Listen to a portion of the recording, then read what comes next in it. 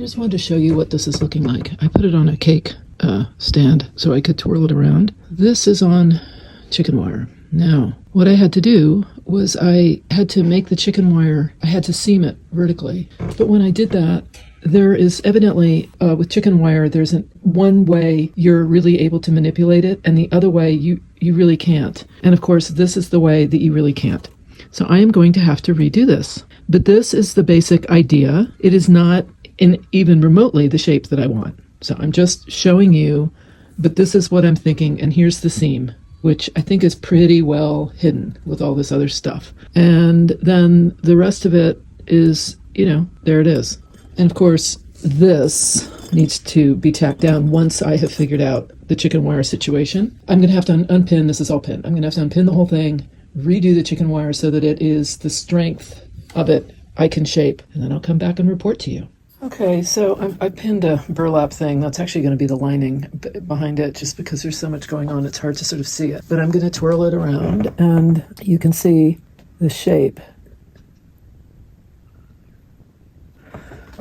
So that's kind of the idea. Well, I'm not back to square one, but oh boy, am I paying for that truing up mistake. In any case, moving on, I want to find this thread, which I did put all my threads in my little basket here. Thought I had the camera on. I don't think I did. So, stitching away here.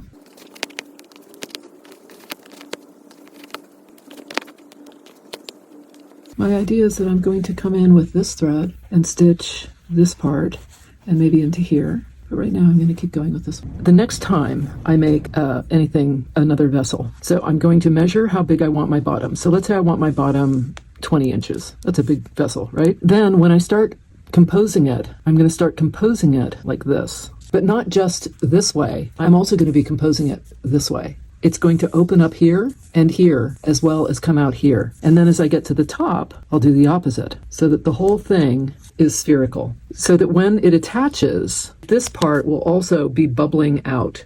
So I was so thinking that I was going to have this all finished by, in the next couple days. But now with this new idea, I'm not sure that's true. Okay, I'm doing it. I am going to cut into here. I want to go at least up to here.